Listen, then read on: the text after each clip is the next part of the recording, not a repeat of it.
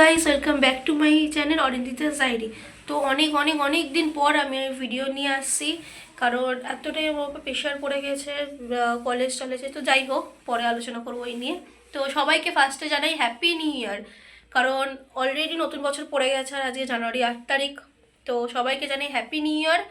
আর আজকে আমি যাচ্ছি একটু ঘুরতে বাবা মায়ের সাথে, আর আমার নাক গলা সব এমনি বসে আছে। তো যাই হোক, ঠান্ডা হাত আমার এমনি আছে, আবার ঠান্ডাকালে তো আরই লাগবেই। তো চলো দেখা যাক, তোমাদের সাথে ফার্স্ট ইন্ট্রোটা করে নিলাম। আর প্লিজ ডোন্ট মাইন্ড গাইস, অনেকদিন পর ভিডিওটা, সো আবার চাইছি তোমাদের সাপোর্টটা। তো যাই হোক, এখন আমি রেডি হয়ে গেছি অলরেডি। তো সকাল এখন বাজে 11:30। তো চলো বেরোনো যাক। এখন আমরা বেরিয়ে পড়েছি। এই যে পিছনে আমার বোন আর বাবা ওপরে চাবি দিয়ে নামছে। তো এই ময়দান থেকে কি পাই দেখি, আপাতত ময়দান যাই টোটো করে, তারপর ময়দান থেকে যা পাবো সেখানে উঠে পড়বো। উবের করবো ভাবছিলাম, কিন্তু এই বেলুড় মঠ যাওয়ার জন্য উবের, বাবা যা আওয়াজ, উবের করবো ভাবছিলাম কিন্তু এই বেলুড় মঠ যাওয়ার জন্য আর 400 টাকার উবের বলছে, তো কোনো লাভ নেই। ডিসাইড করলাম যে এত নয়েজ না বাইরে, তো যাই হোক, তাই আমরা ডিসাইড করলাম যে এখান থেকে টোটো করে যাই, তারপর দেখা যাবে কিছু করে যাওয়া যায়। দিন আমরা টোটো পেয়ে গেছি আর টোটো করে চলে যাচ্ছি হাওড়া ময়দান। আর যেহেতু বৃহস্পতিবার আবার শীতকাল, তো লোকজন একটু বাইরে কমই আছে, রোদটাও কম। দেন হাওড়া ময়দান থেকে আমরা উবের করি, কারণ হাওড়া ময়দান থেকে যখন লোকেশন মেরে দেখলাম বেলুড় মঠের, তখন দেখলাম 100 কত 50 সামথিং কিছু একটা ছিল, তো কম ছিল 400 টাকার থেকে। সো আমরা উবেরে করে চলে যাই, but I think Belur Math বন্ধ হয়ে যাবে আমার যতদূর মনে হচ্ছে, কারণ তখন অলরেডি বেজে গেছিলো 12:30। তো চলো দেখা যাক। তারপর বেলুড় মঠে নেমে পড়েছি, মানে যেখানে উবের স্ট্যান্ডটা থাকে ওইখানে। আর আমি যা ভেবেছিলাম সেটাই হয়েছে, বেলুড় মঠের গেট বন্ধ হয়ে গেছে, এবার সেই খুলবে 3টের পর। তো এবার কি করব, তো এবার তারপর একেবারে লঞ্চঘাটে চলে এলাম বেলুড় মঠে টোটো করে। দেন ওইখান থেকে চলে যাব ডাইরেক্ট দক্ষিণেশ্বর থেকে টোটো করে যাব আদ্যাপীঠ। তো দেখো আমি জাস্ট, এটা আমার না কি এর বলে, জাহাজ বা লঞ্চ সামথিং কিছু, যাই হোক। তো তারপর আমরা লঞ্চে উঠে চলে যাচ্ছি সোজা দক্ষিণেশ্বর। তো এটা হচ্ছে বালি ব্রিজ। সো তারপর এবার চলে এসেছি আমরা দক্ষিণেশ্বরের লঞ্চ ঘাটে। তো এবার এখান থেকে করবো আমরা টোটো, কারণ আদ্যাপীঠে যাব। আর আদ্যাপীঠে যাওয়ার একটাই কারণ, ভোগ খাবো, কারণ প্রচণ্ড খিদে পেয়েছিল। আর সেদিন আমাদের নিরামিষই ছিল কোনো একটা কারণে। তো চলে এসে আদ্যাপীঠে, আর প্রথমেই টিকিট উইকিট কেটে নিয়েছে বাবা, দেন জুতো বুতো রেখে চলে গেলাম ভোগ খেতে। আর ভোগের মধ্যে প্রথমেই পাতা, আর এদের পাতা দেওয়া আর গ্লাস দেওয়ার স্টাইলটা জাস্ট মানে ভালো ছিল, যেখানে গ্লাসটা পড়েই যাচ্ছিল।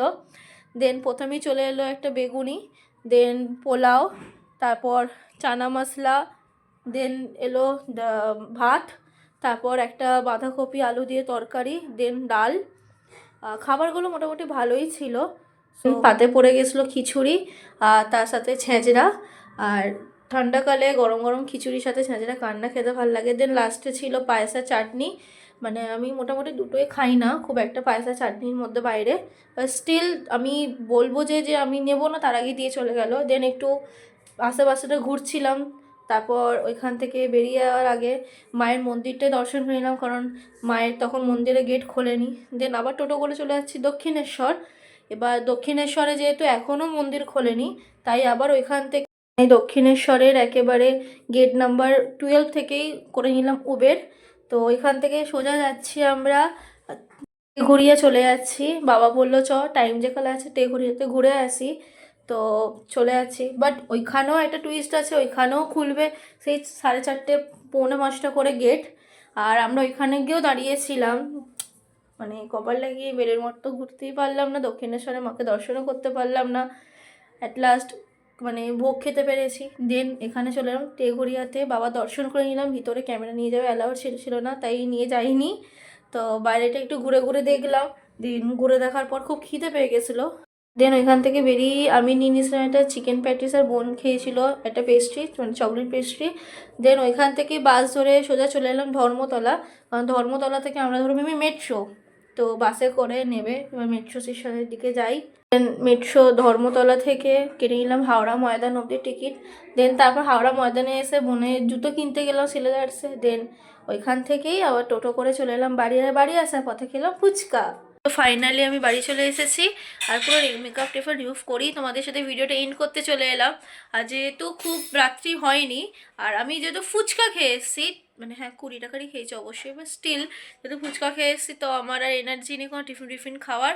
রাত্রের খাবারটাও মানে অল্প খাবো, যাই হোক। তো ডিনারটা এই একটু পর করবো, তো তার আগে ভাবলাম তোমাদের সাথে ভিডিওটা এন্ড করা যাক।